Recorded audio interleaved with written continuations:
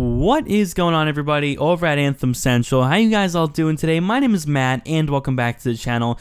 And man, it's been a while since I did my last video. I just kind of ran out of stuff to talk about, and since there's a lot of info that really hasn't been uncovered yet for Anthem, the ideas have been kind of scarce recently, although there is something I realized that I missed, a critical piece of info that came out about a week or two ago, but I figured I would discuss in a video for you all today, and that is going to be the suspected beta date for Anthem, when we will finally be able to get our hands on it as a public community and be able to actually enjoy the game for ourselves. So this was a tweet in earlier August that Mark Dara tweeted out saying, quote unquote, 12 is the largest single syllable number in English. 2 is the only even prime. Coincidence? No, because those things aren't even related to each other. That's word for word what he said. Now, obviously this is kind of just a bunch of jibber jabber, really doesn't mean very much, and usually when developers do this, it's usually to tease at something. For Call of Duty, David Vonderhaar, the lead developer over at Treyarch, has done things very similar. Battlefield, Halo, they do things very often. The Doom Twitter does that quite frequently as well,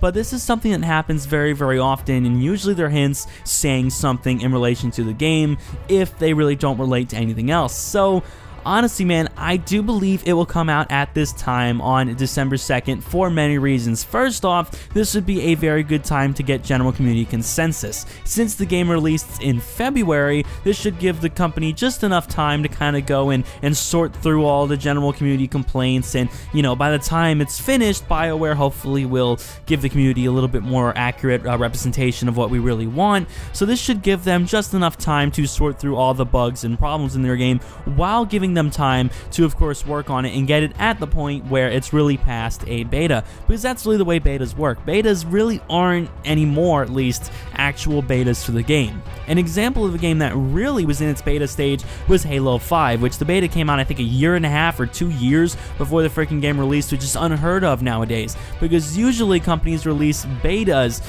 in disguise, really, which they are demos, because that's essentially what you're getting, just a sort of skimmed down kind of light version of the full game. You're actually just getting a demo, but they will advertise it as a beta, quote unquote. So if you don't like it, you may be convinced and say, well, it's just in an early access beta stage, it's not the full game, maybe they'll make some changes.